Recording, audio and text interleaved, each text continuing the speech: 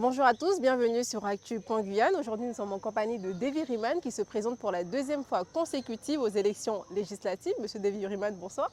Bonsoir, Comment allez-vous? ça va, merci et vous? Ça va, merci. Alors, nous aurions quelques questions à vous poser concernant votre candidature aux élections législatives. Tout d'abord, pourquoi est-ce que vous vous présentez pour la deuxième fois aux élections législatives? Tout simplement parce que c'est une continuité en ce qui nous concerne. On a commencé un travail un peu avant 2017. Après 2017, donc les élections ont eu lieu.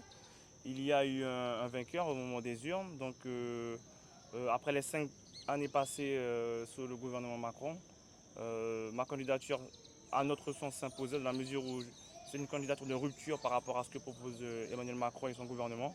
Donc tout simplement, c'est une continuité de ce qu'on a déjà commencé depuis quelques temps. Je vous remercie de votre réponse. Nous avons compris les raisons de votre candidature. Pourriez-vous maintenant nous décliner un peu votre projet pour les habitants de la deuxième circonscription, s'il vous plaît?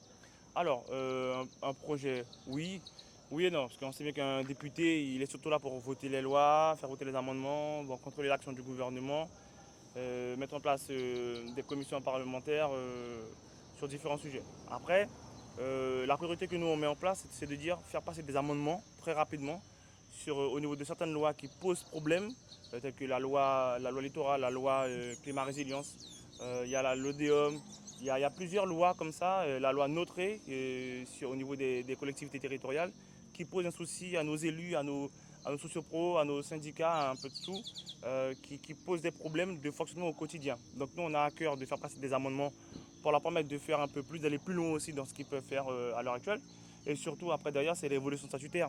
C'est le projet politique majeur du territoire parce que tous les élus en votent à l'unanimité. Donc j'aurai à cœur de défendre ça en top priorité.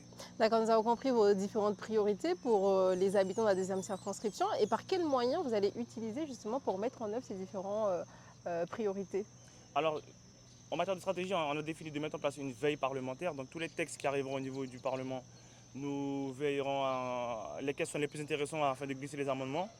Et bien sûr, comme stratégie, j'ai fait le choix aussi de vouloir siéger dans une des commissions permanentes, dans la commission des lois, dans laquelle passent pratiquement toutes les lois qui doivent être votées. Donc pour nous, c'est important d'être là où ça se passe, au cœur de l'action.